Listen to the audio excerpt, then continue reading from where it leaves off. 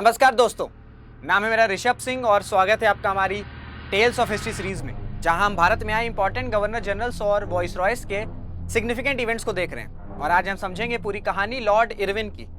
Irwin, इनका tenure था साल 1926 से 1931 तक और इनके टेन्योर के कुछ सिग्निफिकेंट इवेंट्स जैसे साइमन कमीशन, नेहरू रिपोर्ट, ये सब मैंने डिटेल में डिस्कस किया है प्रीवियस वीडियो में। और आज हम समझेंगे सिविल डिसओबीडियंस मूवमेंट को। अब पहले दांडी मार्च या सिविल डिसओबीडियंस का बैकग्राउंड समझो, पर उससे पहले एक छोटी सी इन्फॉर्मेशन। स्टडी आईक्यू के बैचेस में आप एनरोल हो सकते हैं एंड मेरा कोड अगर यूज करोगे तो आपको मैक्सिमम डिस्काउंट मिलेगा। आते हैं अपने टॉपिक पर।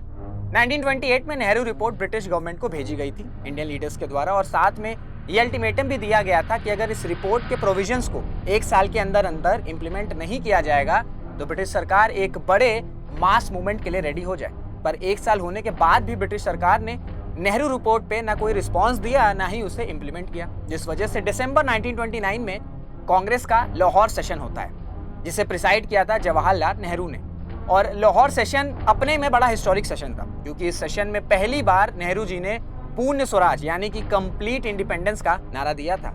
और इसी लाहौर सेशन में यह भी डिसाइड हुआ कि एक मास मूवमेंट करना होगा, क्योंकि ब्रिटिश सरकार नेहरू रिपोर्ट को इंप्लीमेंट करने में सफल नहीं रही, जिस वजह से कांग्रेस वर्किंग कमेटी गांधी जी को ऑथराइज करती है कि वो स्टार्ट करें एक बड़ा मास मूवमेंट।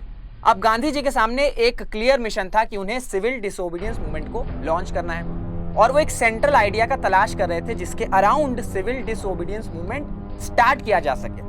और इसी दौरान उनको दिखा कि इंडिया में नमक, जो कि बड़ी बेसिक सी चीज है, उसके लिए टैक्सेस देना रहता है। और यहीं से गांधी जी को आइडिया आया सॉल्ट लॉ को ब्रेक करने का, क्योंकि नमक एक ऐसी चीज है जो हर एक व्यक्ति यूज करता है, चाहे वो किसी भी फेथ या कम्युनिटी से हो। इस वजह से गांधी जी को यह लगा कि सॉल्ट लॉ के अगेंस्ट अगर सिविल डिसोबीडियंस मूवमेंट स्टार्ट होगा तो हर भारतीय जुड़ता चला जाएगा इस मूवमेंट में। 12 मार्च 1930 गांधी जी अपने 78 फॉलोअर्स के साथ साबरमती आश्रम से दांडी तक का सफर स्टार्ट करते हैं। दांडी एक कोस्टल सिटी थी जहाँ पे पहुंच के खुद से नमक बनाया जाएगा, ये टारगेट था। साबरमती से दांडी 390 किलोमीटर की दूरी थी जो 24 डेज तक चली।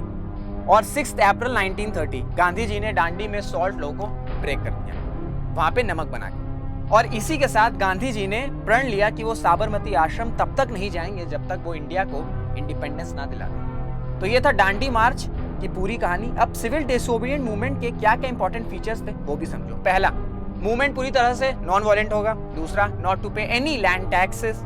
तीसरा, बायकॉट ऑल गवर्नमेंट ऑर्गेनाइजेशंस। और चौथा, peaceful picketing of shops that sold foreign goods. Picketing का मतलब होता है कि कोई शॉप अगर कुछ फॉरेन गुड्स बेच रही है तो उस शॉप के बाहर धरने पे बैठना होगा पीसफुल तरीके से, और समझाना होगा शॉप वालों को कि आप फॉरेन गुड्स को मत बेचो, क्योंकि इससे मूवमेंट वीक पड़ सकता है। सिविल डिसोबीडिएंट मूवमेंट का सिंपल ऑब्जेक्टिव था कि ब्रिटिश गवर्नमेंट को डिसफंक्शन कर देना है पीसफुल मेथड्स के थ्रू। अब जैसे जैसे ये मूवमेंट बढ़ रहा था वैसे वैसे ही लॉर्ड इरविन पे भी काफी प्रेशर पड़ रहा था। इसी दौरान गांधी जी इरविन को इन्फॉर्म करते हैं कि वो रेड करने जा रहे हैं धरसाना सॉल्ट वर्क्स पर।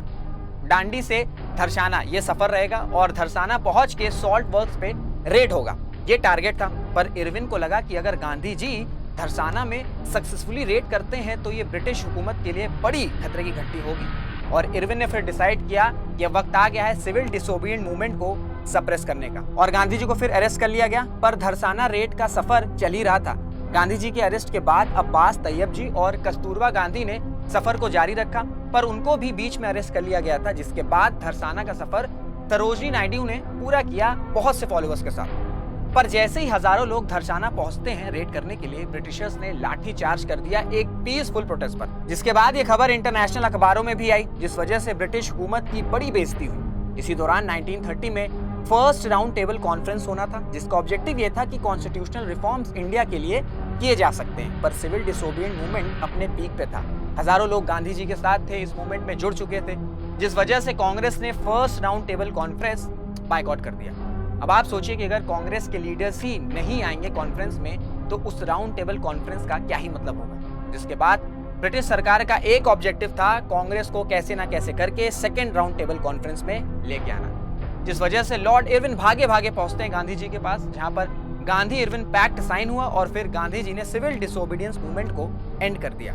अब ये सिविल डिसोबीडियंस मूवमेंट की सक्सेस ही थी कि पहली बार ब्रिटिशर्स और इंडियंस के बीच इक्वल लेवल में बैठक हुई और पैक्ट साइन हुआ।